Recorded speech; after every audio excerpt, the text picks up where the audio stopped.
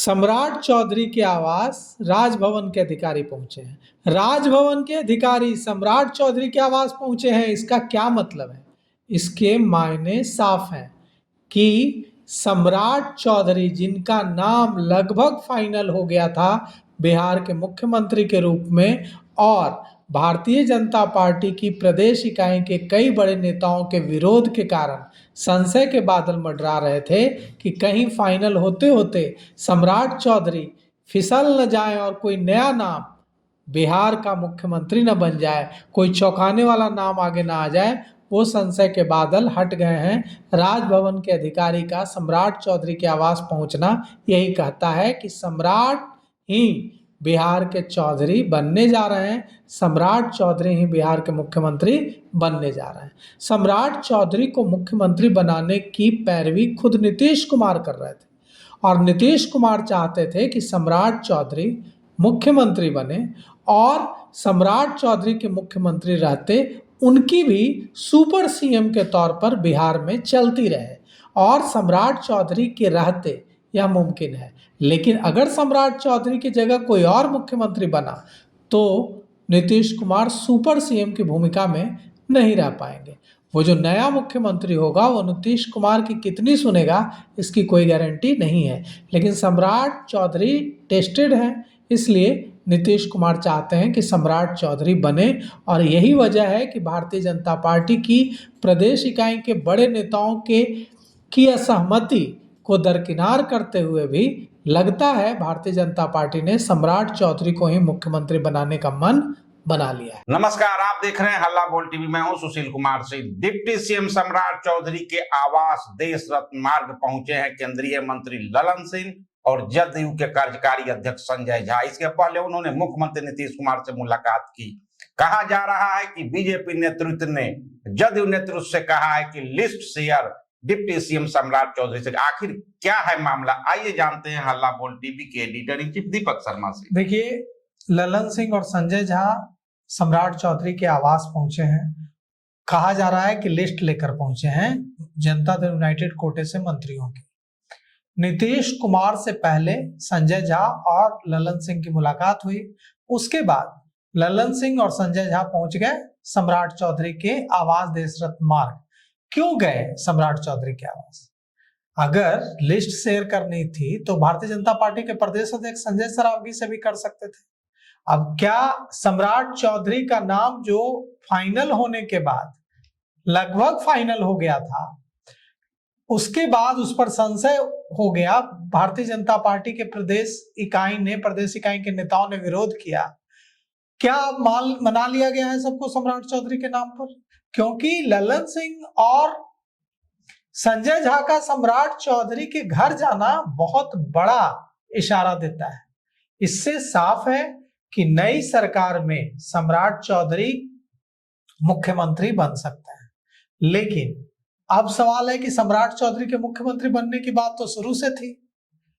हम लोगों ने, हल्ला बोल टीवी ने लगातार कहा था कि सम्राट चौधरी का नाम फाइनल हो गया है। फिर संशय कहां से आया? सम्राट चौधरी के नाम का जमकर विरोध किया है भारतीय जनता पार्टी के बिहार के नेताओं ने, और इसके बाद नेतृत्व जो है भारतीय जनता पार्टी का वह भी थोड़ा सा सहमा कि क्या सम्राट चौधरी को लेकर इतना ज्यादा विरोध है, बगावत की स्थिति है प्रदेश इकाई में। सारे नेताओं ने, बड़े नेताओं ने विरोध किया, लगभग कुछ एक को छोड़कर। अब सम्राट चौधरी के घर ललन सिंह पहुंचे हैं और संजय झा पहुंचे हैं। और कब पहुंचे हैं? मुख्यमंत्री नीतीश कुमार से मीटिंग करने के बाद। मतलब साफ है कि आज सुबह संजय झा, ललन सिंह, मंत्री जमा खान, विजेंद्र यादव नीतीश कुमार से मिले। 1 घंटे सीएम हाउस में मीटिंग चली। नीतीश कुमार से मिलकर निकले मंत्री जमा खान, कहा कि बिहार में नई सरकार बनेगी, 15 अप्रैल को शपथ ग्रहण होगा, प्रधानमंत्री नरेंद्र मोदी भी आ सकते हैं। पटना के डीएम भी पहुंचे राजभवन, वहां वे 30 मिनट के आसपास रुके हैं। बताया जा रहा है कि डीएम शपथ ग्रहण की तैयारियों के बारे में राज्यपाल को जानकारी देने राजभवन गए थे। इस बीच जदयू के दफ्तर में वो जो पोस्टर लगा हुआ था 25 से 30 फिर से नीतीश, वो पोस्टर हटा दिया गया। और सम्राट चौधरी के आवास पहुंच गए हैं ललन सिंह और संजय झा। मतलब एकदम साफ है, पीएम के दौरे को लेकर स्टेट हैंगर से लोक भवन तक बैरिकेडिंग की जा रही है। प्रधानमंत्री नरेंद्र मोदी का आगमन होना है 14 अप्रैल को, और जो खबर है कि वे 14 अप्रैल को रहेंगे और 14 अप्रैल की रात पटना में बिताएंगे। 15 अप्रैल को शपथ ग्रहण में शामिल होंगे और उसके बाद जाएंगे। यह जो खबर है कि शपथ ग्रहण राजभवन में, लोक भवन में ही होगा, गांधी मैदान में नहीं होगा। यह भी जो जानकारी आ रही है उसके मुताबिक 14 अप्रैल को यानी कि कल शिवराज सिंह चौहान पहुंचेंगे लिफाफा लेकर।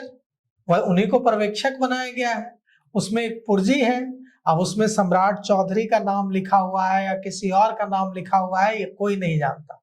ये 4 लोग जानते हैं, प्रधानमंत्री नरेंद्र मोदी, गृह मंत्री अमित शाह और नितिन नवीन जो भारतीय जनता पार्टी के राष्ट्रीय अध्यक्ष हैं, और शिवराज सिंह चौहान। इन 4 लोगों के अलावा किसी को नहीं पता है। अब उस पर्ची को लेकर 14 अप्रैल को, लिफाफे को लेकर 14 अप्रैल को आएंगे शिवराज सिंह चौहान, भारत के कृषि मंत्री, और वही पर्यवेक्षक बनाए गए हैं भारतीय जनता पार्टी के विधायक दल में। जिसका नाम लिखा होगा उन्हें चुना जाएगा। भारतीय जनता पार्टी का कोई नेता बिहार में इतना बड़ा नहीं है कि वो नेतृत्व के चुने गए नाम का विरोध कर दे, बगावत कर दे।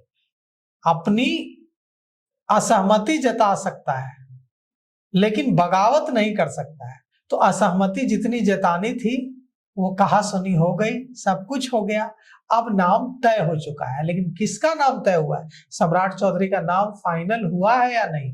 पर्ची पर सम्राट चौधरी का नाम है या नहीं, या किसी चौंकाने वाले नाम को लिफाफे में जगह मिल गई है, कोई नहीं जानता। इसके लिए आपको कल का इंतजार करना ही पड़ेगा। अब देखना है किसके सिर सजता है ताज। लेकिन ये जो पिछले 2 दिन से सहमत की खेल भाजपा के नेताओं के बीच ही, दिल्ली में क्या हुआ, फिर वहां से सभी नेता को जो लौट कर आए, पटना में हलचल तेज हुई।